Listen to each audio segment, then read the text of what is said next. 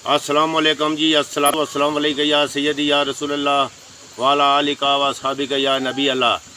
दोस्तों यारो मैं ये तक सकने हो माजूर हाँ, ऐ तक सकने हो माड़ा बाजू कटे आ तो मैं एक हत्थै नाल दिहाड़ी पर घाह कपना आ।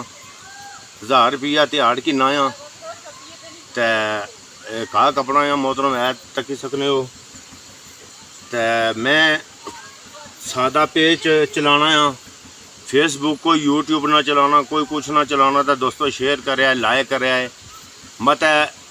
कई लोग बेकार घर लेटे हुए जेड़े मजदूरी नहीं करने और मत मी की तकी तो लोग मजदूरी करन उठी तो इसलिए असू आ तो बहुत मजदूरी है।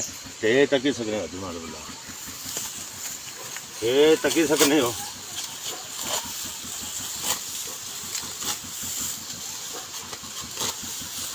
ये तकी सकने हो।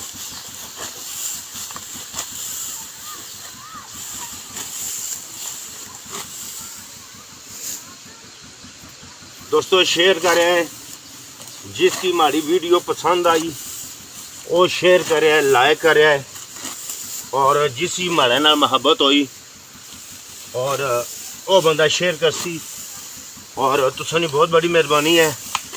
तो दोस्तों इसलिए मजदूरी करो, घाह कपो। 1500 रुपया दिहाड़ है, मगर मैं एक हाथ है तो लोग आखने थोड़ा हाथ कोई नहीं, एक हाथ ही 1000 रुपया दे सकता। मैं मिगी 1000 रुपया चंगा है, निका निका बाल बचाया तो है तक सकते हो। दोस्तों तो सारे लोगों की मैं एक दावत देना है कि मजदूरी करो। तो मजदूरी विच बड़ी अच्छी बात है तक सकते हो। तो दोस्तों शेयर करें, जिसकी हमारी वीडियो पसंद आई शेयर वो कर सी, ठीक है।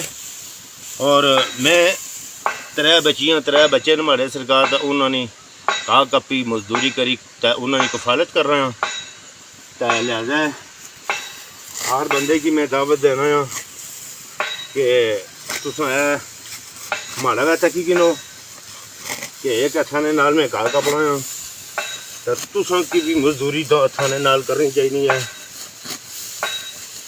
है। बड़ी मुश्किल नाल यानी कि दिहाड़ पूरी कर रहा हाँ। तो कि गर्मी है, शुगर ना भी मैं मरीज़ हाँ।